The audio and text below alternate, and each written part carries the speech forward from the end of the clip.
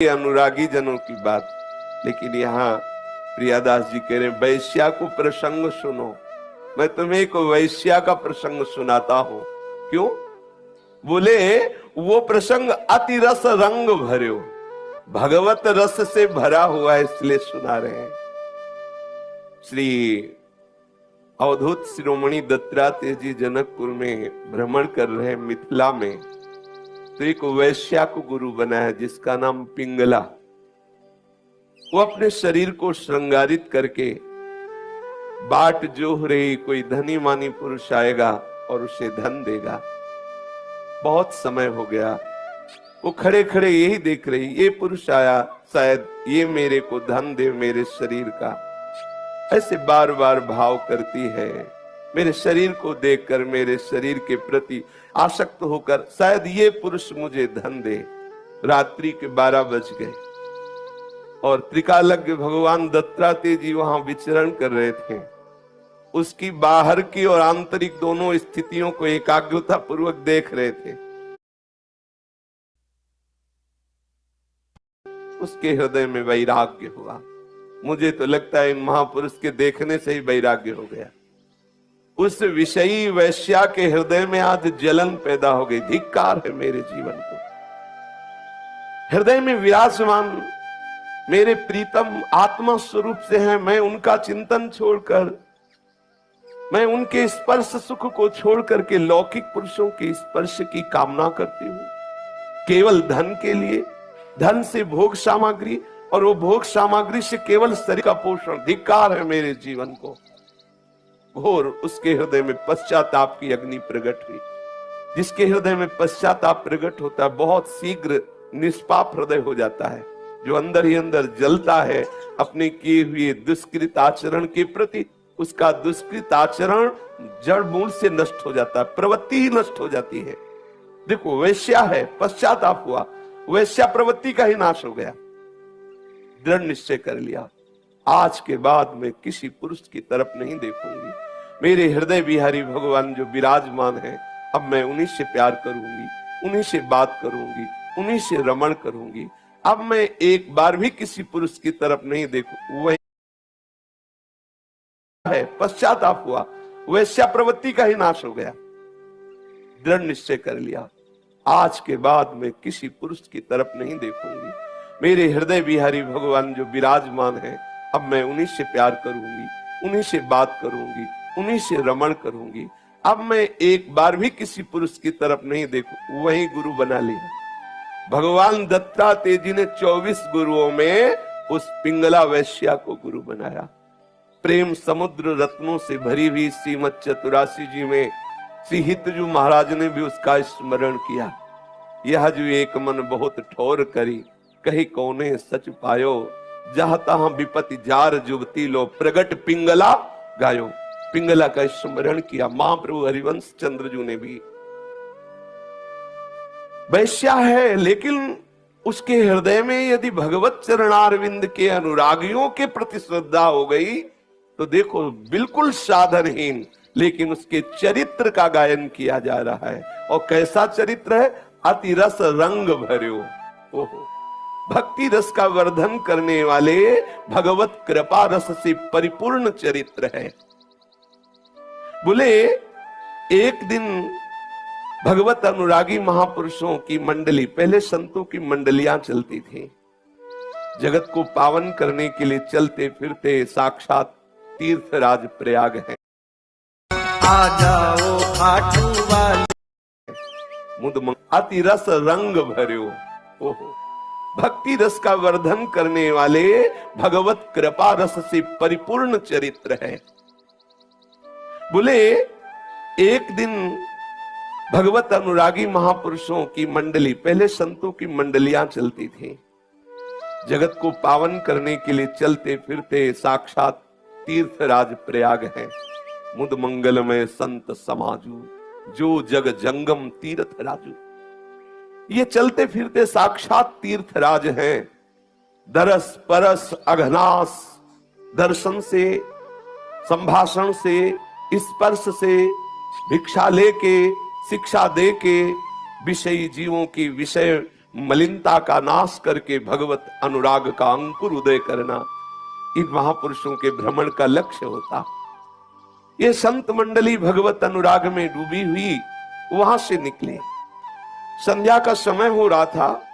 बड़ा ही स्वच्छ बगीचा देख करके, जहां भगवत आराधना के लिए सुपाश है, ऐसा संत जनों ने देखा। एकांत स्थल है, लताएं हैं, स्वच्छ स्थल है। आज की रात्रि यहीं व्यतीत की जाए, ठाकुर जी विराजमान किए जाए और आज यहीं आरती पूजा और भगवत आराधना हो। आज ठाकुर इस बगीचे में शयन करेंगे। बगीचा है वैश्या का, न जाने कौन से गुण पर दया निधि रिझ जाते हैं। तो कैसा सौभाग्य मिला। भगवत अनुरागी जन किसी भी संबंध से तुम्हारी वस्तु को, तुम्हारे किसी भी तरह कोई भी जो तुमसे संबंध रखती हो वो स्वीकार कर ले। वस्तु, स्थान, कुछ भी, जल, भोजन, कुछ भी, निश्चित परम मंगल, निश्चित परम मंगल। ठाकुर जी विराजमान किए गए। संध्या आरती हुई, शंख घंटा मृदंग बज रहे हैं, जय हो जय हो जय हो, कीर्तन ध्वनि हुई। वैश्या को सुनाई दी कि आज मेरे बगीचे में ये मंगल में भगवान नाम की जय जयकार हो रही है, ये भगवान नाम कीर्तन हो रहा है। और बाहर निकली तो देखा सब हंस विराजमान है। हंस कौन है? ये संत जन हंस है। जड़ चेतन गुण दोषमय विश्व कीन करतार, संत हंस गुण गाए पे परिहरि वारि विकार। विकार रूपी जल का त्याग करके भगवत अनुराग रूपी रस में डूबे हुए ये महापुरुष संत जन है। संत जन, ये जगत गुण दोषों से युक्त है। दोष रूपी पानी का त्याग करके गुण रूपी दुग्ध को स्वीकार करने। आ जाओ खाटू वाले, आ जाओ। निकली तो देखा सब हंस विराजमान है। हंस कौन है? ये संत जन हंस है। जड़ चेतन गुण दोषमय विश्व कीन करतार, संत हंस गुण गाए पे परिहरि वारि विकार। विकार रूपी जल का त्याग करके भगवत अनुराग रूपी रस में डूबे हुए ये महापुरुष संत जन है। संत जन, ये जगत गुण दोषों से युक्त है। दोष रूपी पानी का त्याग करके गुण रूपी दुग्ध को स्वीकार करने वाले हंस हैं। जैसे पानी और दूध मिला दे तो हंस का ही ये एक महामहिमा में गुण है कि वो जल का त्याग कर देता है और दुग्ध का पान कर लेता है। ऐसे संत रूपी हंस सब जगह भगवत भाव से अपने आराध्य देव का चिंतन करते हुए निर्विकार स्थिति को प्राप्त होते। किसी के दोष दर्शन से युक्त होकर चित्त में किसी प्रकार का भगवत विस्मरण जनित विक्षेप वो सहन नहीं करते, इसीलिए वो हंस उनको कहा गया। वैश्या ने देखा कि एक से एक भगवत प्रेमी महात्मा विराजमान है, जो भगवान नाम कीर्तन भगवत लीला गायन में मगन रहते हैं। अहो भाग्य! दर्शन मात्र से उसको रोमांच हो गया। मेरे नीचता की हद है। ये है संत दर्शन का परिणाम। देखते ही अपने दोषों का हृदय में पश्चाताप होने लगे, जिसके दर्शन से अपना हृदय व्यर्थ लगने लगे, जिसके दर्शन से भगवत प्राप्ति के लिए उत्साह बढ़ने लगे, जिसके दर्शन से मानी हुई अहमता ममता का परिवर्तन होने लगे, समझ लो आज साधु समागम हो गया। संत की पहचान, जिसके दर्शन से भगवत स्मृति जागृत हो जाए, जिसके दर्शन से भोगों से वैराग्य होने लगे, जिसके दर्शन से हमारे हृदय में पश्चाताप की अग्नि जल जाए, जिसके दर्शन से मुमुक्षुता जागृत हो जाए, भगवत मिलन के लिए तड़पन होने लगे, हाय हाय मच जाए मेरा जीवन व्यर्थ गया, अब तो मैं सर्वस्व त्याग करके निरंतर हरि भजन करूं, ऐसी कृपा हो जाए। यह है संत दर्शन का फल, संस्कृति करांता। उसके हृदय में एक तरफ बड़ा उमगन है, एक तरफ बड़ा पश्चाताप है। जहां ये संत जन जानेंगे कि ये वैश्या है तो ऐसा न हो कि आसन उठा के चल दे। मेरे दरवाजे के बगीचे में संत जन आए हैं, कैसे स्वागत करूं? मेरे हाथ का तो जल भी नहीं पिएंगे। छल से मैं सेवा कर नहीं सकती, बताना पड़ेगा मैं वैश्या हूं। जी ही बताऊंगी वैश्या है तो वस्तु लेने की बात क्या है, सब उठ के चल देंगे। हाय दुर्भाग्य! फिर भी एक उत्साह अंदर हृदय में हुआ। संत जन आए, अब जैसा भी हो मुझे इनकी सेवा करनी चाहिए, मेरे द्वारा जल भोजन तो ये स्वीकार नहीं करेंगे क्योंकि मैं नीच हूं। ये रिझाने वाली बात, अपने में बहुत नीचता का अनुभव करके जो संत या भगवंत की तरफ कदम बढ़ाता है, प्रभु उसको हृदय से लगा लेते हैं। ध्यान रखना, भजन का रंग अगर हृदय में चढ़ाना है तो तृणादपि सुनीचेन तरोरु सहि सुनना, अमानिना मान देनो कीर्तनीया सदा हरि। अगर वृंदावन के प्रेम रहस्य में प्रवेश पाना है तो तज के सब अभिमान, तृणते नीचो आपको जाने सोई जान। अपने को सबसे नीच मानना है भी, हूं भी, देख लीजिए, देख लीजिए, शास्त्र रूपी दर्पण में देख लीजिए, सत्संग रूपी दर्पण में देख लीजिए आप कितने सुंदर हैं। एकांत में तो हम अहंकार कर सकते हैं कि हम बहुत अच्छे साधक हैं, जैसे कोई अपने रूप का गर्व करे, लेकिन दर्पण के सामने जाते ही असलियत आ जाती है, मैं कितना सुंदर हूं, हमें ही दिखाई देने लगता है। ऐसे ही सत्संग दर्पण है, शास्त्र दर्पण है।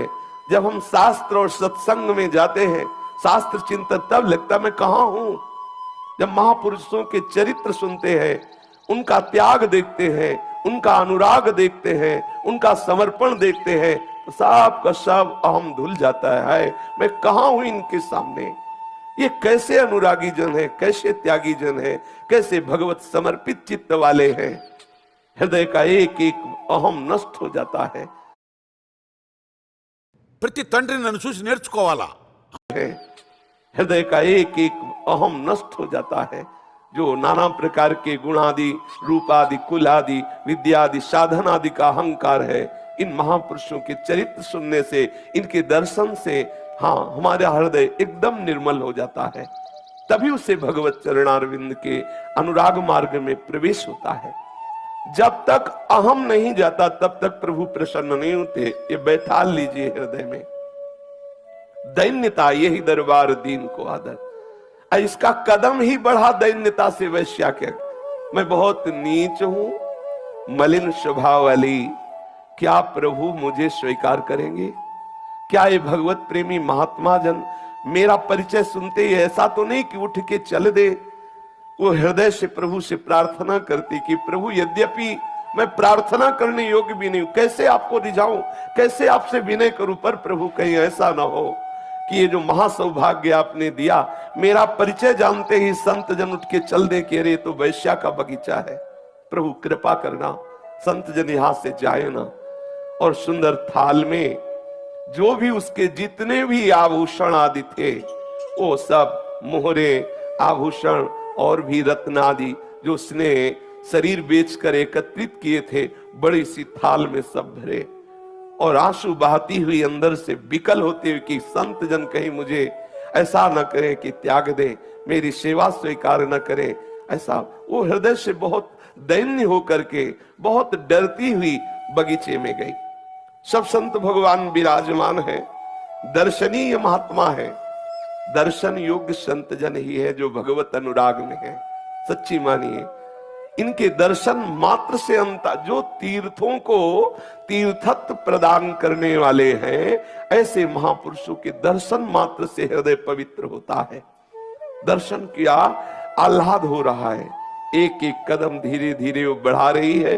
दैन्यता भी है, संकोच भी है, डर भी है, उत्साह भी है। उत्साह है, अहो भाग्य, आज संत पधारे हैं, आज संतों की करुणा मिलेगी।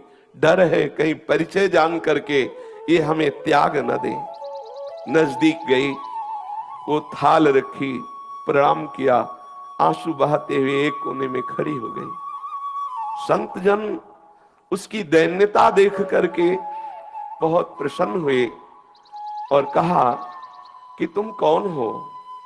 तो उसने कहा, महाराज मैं वैश्या हूं, मलिन आचरण करके ये सब धन कमाया है, आप इसे स्वीकार कीजिए और ये जो ठाकुर जी विराजमान है इनकी सेवा में लगा दीजिए।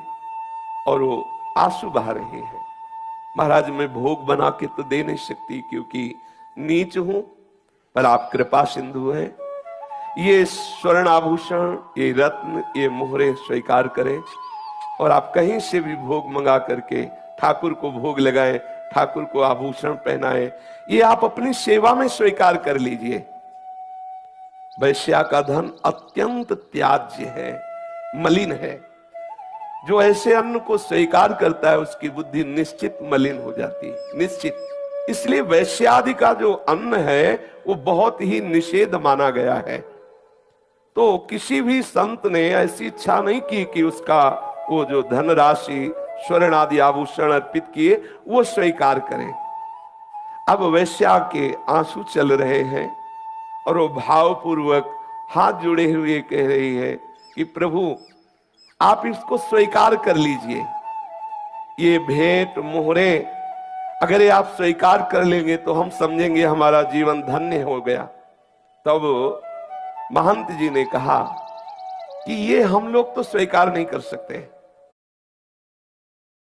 गंजा होता है ना, बढ़िया बाल वाला आदमी गंजा हो जाता है। क्योंकि हम लोगों की एक पद्धति है, अर्थात वैष्णवजनों की पद्धति है, राजा का अन्न, हरि विमुख का अन्न, पाप आचरण करने वाले का, वैश्या का, श्राद्ध का, विवाह का, ये सब जो मरण उत्सव आदि है ये सब नहीं पाना चाहिए। वैष्णवजनों को यहाँ का भोग नहीं पाना चाहिए क्योंकि वो भजन की हानि करने वाला है। तुम ऐसा कर सकती हो कि ये समस्त संपत्ति को बेच करके ठाकुर जी का एक सुंदर मुकुट तैयार करो और श्री रंगनाथ जी को मुकुट धारण करा दो, तुम्हारा मंगल हो जाएगा। संत जनों ने ये निर्णय किया कि ये जो तुम्हारे पास धनराशि है इसे बेच दो, भगवान श्री रंगनाथ जी के मुकुट का निर्माण कराओ इस संपत्ति से, सुंदर सुंदर रत्न लगा करके, और ठाकुर जी को मुकुट पहना दो, तुम्हारा मंगल हो जाएगा। तुमने जो अपवित्र भाव से धन कमाया है, ठाकुर सेवा में लगते ही तुम्हारी बुद्धि परम पवित्र हो जाएगी और भगवान तुम्हें स्वीकार कर लेंगे। उसके हृदय में ये बात बैठ गई। देखो कहां तो थोड़े थोड़े धन को कितनी मलिन वृत्ति से वो संचय कर रही है और कहां संतों के सत्संग से सब कुछ त्यागने की बात उसके हृदय में आ गई। उसने सुंदर मुकुट तैयार किया, मुकुट तैयार करके संतों की कृपा की आश्रय वृत्ति से कि वैसे तो मैं बहुत नीच हूं, मैं मलिन हूं, इस योग्य ही नहीं कि भगवान हमारी कोई वस्तु स्वीकार करे, पर संत कृपा से ऐसा हो जाएगा। श्री रंगनाथ जी उसे स्वीकार करेंगे, मन में उत्साह है। वो सुंदर मुकुट एक थाल में सजा करके और भगवत चरणारविंद में अर्पित करने के लिए चली। अब वो थोड़ा ही ठाकुर जी के सामने चली थी कि उसे मासिक धर्म हो गया। एक तो वैश्या, दूसरे मासिक धर्म से युक्त हो गई। वो 4 कदम चली और वापस हुई, मंदिर में चढ़ने वाली थी, वापस हुई। तो जो संत मंडली में आचार्य जी विराजमान थे उन्होंने कहा क्यों, वापस क्यों? तो उसने कहा हमारा बड़ा दुर्भाग्य उदय हो गया, आपकी कृपा बल से तो हम ठाकुर जी के समीप जा पा रही थी, लेकिन दुर्भाग्य ये हुआ कि हम मासिक धर्म से युक्त हो गई। जहां मासिक धर्म में जो पवित्र नारियां हैं उनके लिए भी विधान है वो ठाकुर का या सेवा आदि का स्पर्श न करे। 3 दिन तक तो ऐसी पवित्रता का निर्वाह करना ही चाहिए। फिर मैं तो वैसे ही मलिन वैश्या हूं और अपवित्र मासिक धर्म से हो गई। वैश्या बोली कि भगवान जिसके धन को ब्राह्मण भी नहीं छूते उस मुकुट को श्री रंगनाथ जी कैसे स्वीकार करेंगे? संत भगवान ने कहा कि तुम्हें मैं विश्वास दिलाता हूं कि तुम्हारी सेवा को प्रभु जरूर स्वीकार करेंगे। इस कार्य के लिए जब तक ठाकुर जी तुम्हारा मुकुट स्वीकार नहीं करेंगे तब तक हम लोग नहीं जाएंगे। वैश्या सुंदर मुकुट को निर्माण करा करके थाल में रख करके संतों की आज्ञा के अनुसार निसंकोच होकर के श्री रंगनाथ जी के मंदिर में गई। अचानक सशंकित होकर के वापस होती है क्योंकि वो मासिक धर्म से युक्त हो गई। वो अपवित्र होने के कारण संतों ने पूछा क्या बात, वापस क्यों आ गई? तो वैश्या ने कहा कि मैं कैसे आगे बढ़ूं, मैं तो मासिक धर्म से युक्त हो गई। तब उन्होंने कहा तुम चिंता मत करो। देखो संत कृपा कितनी बलवती होती है। बिल्कुल बिल्कुल शास्त्र विरुद्ध बात है। एक तो वैश्या का धन और दूसरा वो रजस्वला, लेकिन कृपा सिंधु भगवान से भी बढ़कर कृपालु संत जन है। मोरे मन प्रभुस विश्वासा, राम ते अधिक राम कर दासा। कहा कोई बात नहीं, बढ़ो आगे। ये सर्वाश्चर्यमयी बात, सर्वाश्चर्यमयी बात।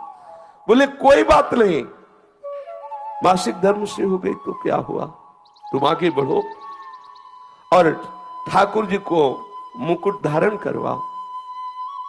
तो जानते हो वहां के पुजारियों को भी लगा कि ये तो बहुत अनीति हो रही है, ऐसा नहीं होना चाहिए। जहां श्रीअंग से भी स्नान करके पवित्र वस्त्रों के द्वारा कोई छू न जाए, ऐसी सावधानी रखते हुए ठाकुर सेवा में जाते हैं, वहां अपवित्र शरीर वाली वैश्या और मासिक धर्म से अपवित्र, उसके लिए संत जन करे जाओ। अब आचार्य की आज्ञा का कौन उल्लंघन करे, लेकिन सब असंतुष्ट है कि ये अनीति है, ये अधर्म है, भगवान प्रसन्न नहीं होंगे।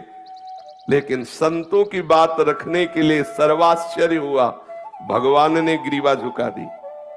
जो श्री विग्रह के रूप में विराजमान प्रभु है, जे भी वैश्या मुकुट लेकर नजदीक जाती है तो क्या करते हैं, बोले नयो शीस।